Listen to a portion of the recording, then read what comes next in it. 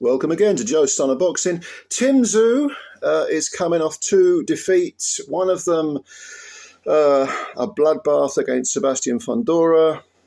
That was last year, of course, and he had that horrendous cut to the scalp and a real awful cut.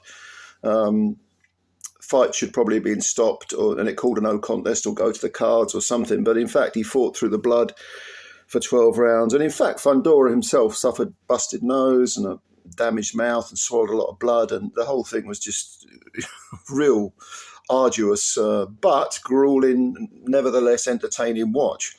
And then, even though kind of Tszyu and his team dropped the ball in the sense that they didn't have a rematch clause with Fundora, Tszyu was the champion at the time, lost the title.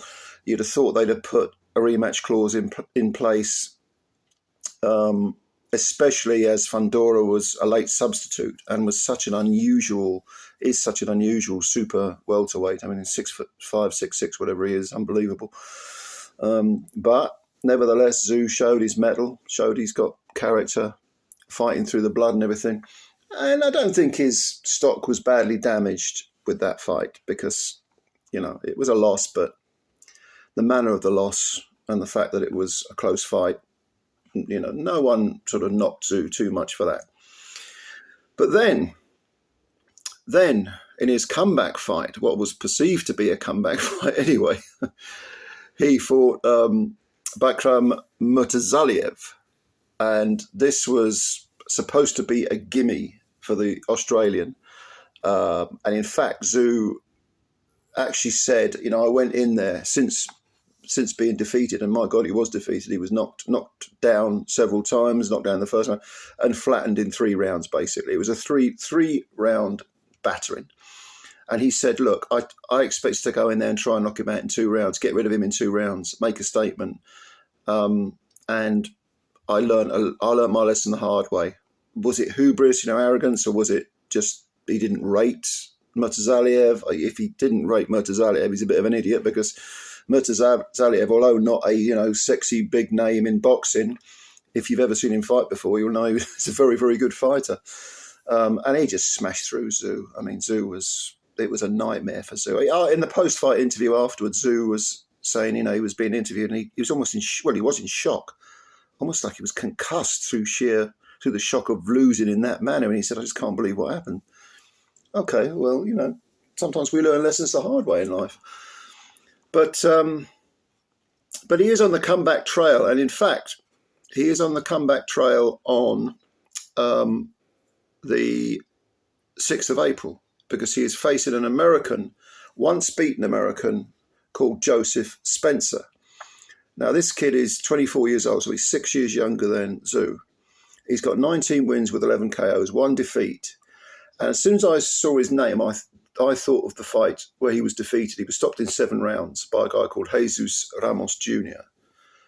And Ramos Jr. is about the same age, 24 roughly, and it was one-way traffic. Ramos Jr. battered Spencer, and Spencer just wasn't at the races. He showed guts. He was down in the first round, got up, hung tough, but I think he lost every round. I can't see how anyone, don't know what the scores were, but I can't see how anyone could have given him a round. It was one-way traffic, and it was painful to watch.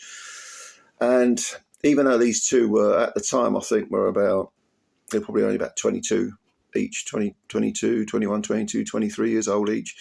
It was a meeting of young prospects. One guy emerged with, all the plaudits. The other guy, which was Spencer, it was back to the drawing board, because Spencer showed some decent basic skills, probably at a level that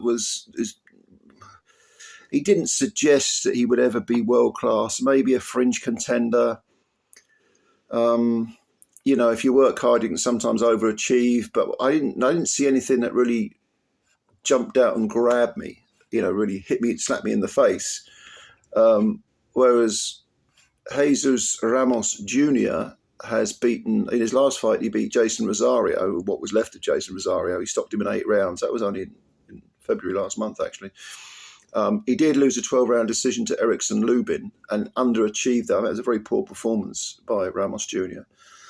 And I think he's got a win over Brian Mendoza, which is an excellent win. That was a 12-round decision. That's a really good win because Mendoza was the only guy to beat Fundora, knocked Fundora out.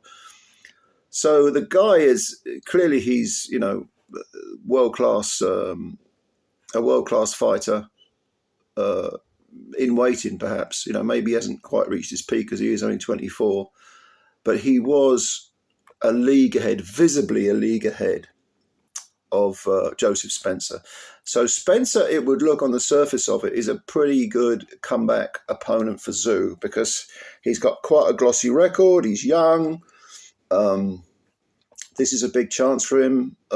Obviously, Spencer's American. I think he's from Michigan. I think he's had all his fights in America. This one's going to be in Australia. So he's going to have to travel, get there early, acclimatise. Big time difference between the US and Australia. And okay, you could say it's a golden opportunity for him. Well, it is a golden opportunity for him. But even though he's coming off 2 consecutive defeats, one of them a real shattering defeat, which was the last one, you would expect Tszyu to handle Joseph Spencer, unless he really has slipped badly. Well, I don't think he's slipped quite this badly, so I would think he would beat Spencer. Spencer, by the way, is an orthodox fighter, and like I say, when I've seen him, I've seen bits and pieces apart from that Ramos Jr. fight. He does the basics well. Not brilliantly, but he's okay. He's an okay fighter, but world class, I don't think so. But you never know. If you work hard, you can overachieve, like I say, So a safe-ish opponent for Tszyu, I would say. But again, he learnt the hard way, didn't he? Against Murtazaliev, don't underrate anyone, especially if they're as good as Murtazaliev. So you would think he would be on his P's and Q's with Joseph Spencer anyway. Yeah, and I don't think Murtazaliev has fought since that Tszyu fight. I think that was last October, and we're now in March now. So, was it March 19th as I'm making this video? He hasn't fought since, so probably he's president of the Who Needs Him club. You know what I mean? And I should have pointed out, by the way, that Murtazaliev fight for Tszyu was an IBF super welterweight defense by Murtazaliev. So for Tszyu to take a guy who's already won a belt and is clearly as good as Murtazaliev is, for him to take him lightly was absolutely foolish, really stupid. His corner, his team should have jumped on him if they've got any hint that he was taking it easy, overlooking him. But Spencer, no, I think Tszyu gets him. But anyway, let me know what you think. I know some of you guys are from Australia. Let me know what you think. Perhaps you've got a different opinion. I don't know. Let me know what you think. Do you think Tszyu still got it, or have those 2 defeats, especially the Murtazaliev one, left a lasting mental or emotional effect on Tszyu? Because he did seem extremely shell-shocked, emotional afterwards. Like he literally couldn't believe it. I think he did use those words. I can't believe it. Let me know what you think about Tszyu. Where's he standing right now? He's 30 after all, so he's not a young man anymore. He's not old, but he's not a young man. And leave your comments below. Let me know what you think. And yeah, thanks for watching the video. Please subscribe to the channel if you're new and hit the like button if you can, because you're helping us out. All right, ladies and gentlemen, thank you very much, and bye for now.